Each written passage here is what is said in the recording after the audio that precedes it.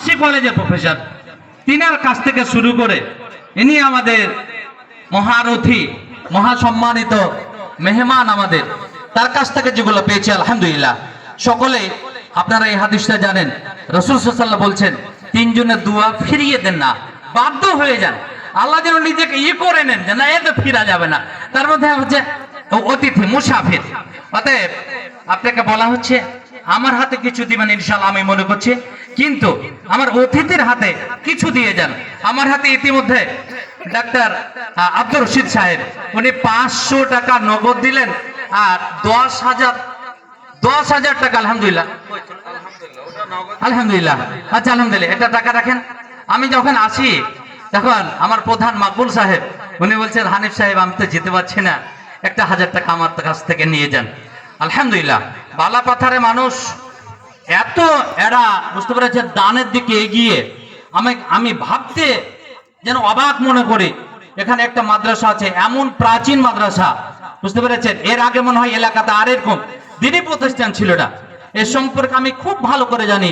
আমার মিসেস যিনি আছেন এই মাদ্রাসারই ছাত্রী, এবং যেটুকু জ্ঞান পেয়েছে এই মাদ্রাসা থেকেই পেয়েছে আলহামদুলিল্লাহ, তার থেকে আমি খুবই ভালো করে জানি। আপনাদের কাছে অনুরোধ, আল্লাহর রাস্তায় এখনো যারা আসেননি একটু দয়া করে এখানে চলে আসুন এবং দানের হাতটাকে একটু বাড়িয়ে দেন।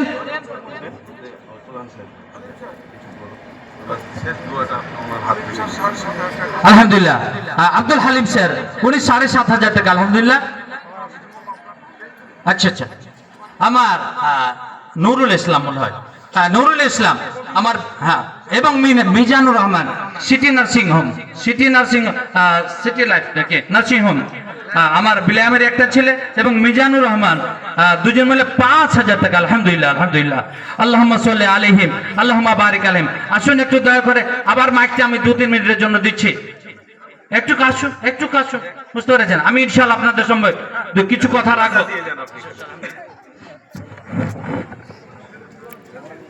খুব অল্প সময়ের জন্য হলেও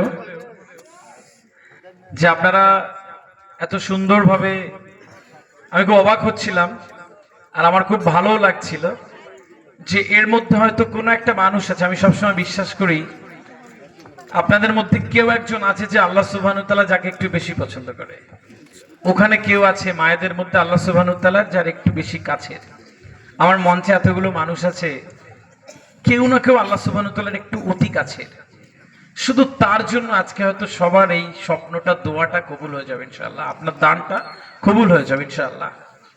সম্মানিত উপস্থিতি, আল্লাহ সুবহানাহু ওয়া তাআলা যে জীবনটা দিয়েছে, ছোট্ট জীবনটা, আমি শুধু আপনাদেরকে এটা অনুরোধ রেখে যাই যে এই পৃথিবীতে আপনি যখন, আমি যখন এসেছি, যখন আমি আমার উদ্দেশ্য নিয়ে পৃথিবীতে আসা বলে স্বীকার করি, তাহলে ওই কাজটা একটু সুন্দর করে করব, ব্যাস দেখবেন যে জীবনটা সুন্দর হয়ে যাচ্ছে। আমি খুব ব্যক্তিগতভাবে, আমি যখন এই বাংলাদেশ, আসাম, ত্রিপুরা, এত স্কুল, কলেজ, ইউনিভার্সিটি, এত জায়গাতে যাই, আমার মনে হয় যে এরকম জায়গাতে তো আমি একটু কম আসি। আমাদের স্যারেরা বলছিল যে আদি স্যার, এটা তো আপনি যেই মঞ্চেগুলোতে যান সেই সেরকম বোধ হয় এরকম না। তা আপনার, ওনারা হয়তো ভাবছেন যে আমার হয়তো একটু অন্যভাবে নিচ্ছি। আমি যখন গেস্ট রুমে বসেছিলাম আমি তখনও ভাবছিলাম যে আমার ভালো লাগছিল যে এত মায়েরা এসেছে, এত মানুষ এখানে এসেছে, আর এত মানুষ আপনারা আমার কথা শুনেছেন। নিশ্চয়ই আল্লাহ সুবহানাহু ওয়া তাআলা আমার বলা কথা বলবার থেকে কারো না কারো জীবনটা হয়তো একটু উত্তরণের পথে নিয়ে যাবেন ইনশাআল্লাহ। ঠিক সেরকম ভাবে এখানে যারা রয়েছে অত্যন্ত গুণী মানুষ। আমি কথা বলতে বলতে আমি খান সাহেবকে বলছিলাম, উনি আমাকে বলছিলেন যে মঞ্চে উল্টোপাল্টা লোক নেই কিন্তু, সব ডাক্তার, প্রফেসর, সব শিক্ষক, বিরাট বড় বড় মানুষ, কিন্তু মানে এরকম দেখতে লাগছে হয়তো এত জৌলুসহীন বলে, কিন্তু জৌলুস এখানে আপনারা, এখানকার আপনারা আলোকিত মানুষ, এক একজন আপনারা এক একজন সুন্দর মানুষ। আমি খুব বিশ্বাস করি পৃথিবীতে ভালো মানুষের সংখ্যা বেশি এখনো, পৃথিবীতে ভালো মানুষের সংখ্যা এখনো বেশি, নইলে পৃথিবী স্তব্ধ হয়ে যেত। আমি আর আপনি এখানে বসে রয়েছে, আপনি জানেন কলকাতার রাস্তার ফুটপাতে এখন এক ব্যাগ রক্ত নিয়ে কেউ একজন দৌড়াচ্ছে একটা মুমূর্ষ রোগীর রক্ত দিয়ে প্রাণ বাঁচাবে। আমরা খবরে আসি না, আমি দেখি মেহুল চোকসি অনেক টাকা নিয়ে বিদেশে পালিয়েছে।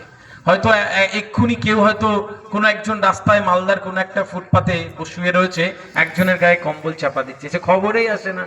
এখনো ভালো মানুষ বেশি, এখনো এখানে ভালো মানুষ বেশি রয়েছে, আর আল্লাহ সুবহানাহু ওয়া তাআলা আপনাকে একটু বেশি পছন্দ করে। ঠিক সেই কারণে যেই একটা বিরাট মন নিয়ে এই দানটা এখানে করেছেন, ঠিক ওইটুক সঠিক পথে যাক, আমি এইটুক দোয়া আর আমার ভেতরের একটা একটা বিরাট আকুতি জানিয়ে গেলাম। সম্মানিত উপস্থিতি, আপনারা প্রত্যেকেই যারা আমাকে শুনেছেন, আমি এত ভালোবাসা পাবো বালা পাথরে, এত সুন্দর একটি অডিয়েন্স পাবো আমার ধারণাই ছিল না। আমি আবারও এখানে আসবার একটা বিরাট ইচ্ছা রেখে গেলাম। ইনশাআল্লাহ আপনারা সবাই আমার জন্য দোয়া করবেন এবং আমার এই যে কাজটুকু নিয়ে আমি সারা এই প্যান ইন্ডিয়া সহ জায়গায় ঘুরে বেড়াই, যেন একটু সুন্দর করে করে পৃথিবীতে খুব সম্মানের সাথে এখান থেকে যেন চলে যেতে পারি। Thank you so much. আসসালামু আলাইকুম।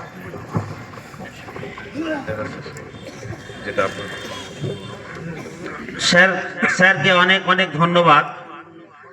এবং আমাদের আয়োজক কমিটির পক্ষ থেকে স্যারের কাছে একটা অনুরোধ, অন্তত সামনে বছর একবার স্যারের আগমন আমরা চাই।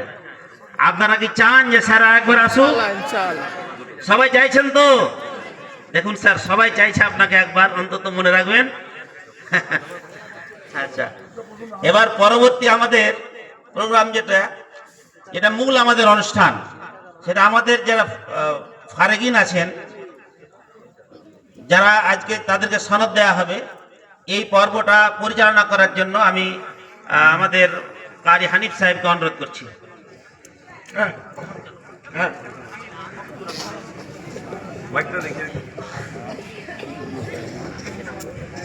খান সাহেব যে বলেছিলেন হাদি সাহেবকে, এটা সত্যি। আমাদের এই স্টেজে সত্যিকারই ডক্টর, প্রফেসর সবাই বসে আছেন আমাদের মাঝে। আমি জিনার নাম নিয়েছিলাম, জিনার সঙ্গে আমি এসেছিলাম এখানে আসার, আমার একটা আল্লাহ জারিয়া করে দিয়েছিলেন। ওনার গাড়ি থেকে একই হোটেলে আমরা খেয়েছিলাম। উনিও বনফোন হোটেল আজকে দুপুরের খাওয়া লাঞ্চ খেয়েছিলেন, আমিও খেয়েছিলাম। দুর্ভাগ্যের বিষয় সাথ ধরেছিলাম সামসিতে এসে, তো উনিও এখানে আমাদের এখানে বসে আছেন। আমি দু চারটি কথা ওনার মূল্যবান, বেশি না, 1-2 মিনিট, আপনারা কেউ বিরক্ত হবেন না, উনি আমাদের মাঝে আছেন। ডক্টর ইসমাইল সাহেবকে আমি 2-4টি কথা বলার জন্য অনুরোধ করছি। আসসালামু আলাইকুম। আসলে এখন বলার আপনারা শুনেছেন, আদির থেকে শোনার পরে আসলে আমাদের আর বলার কিছু নেই। আমি আপনাদের এলাকারই মানুষ, শিরিষবোনায় বাড়ি।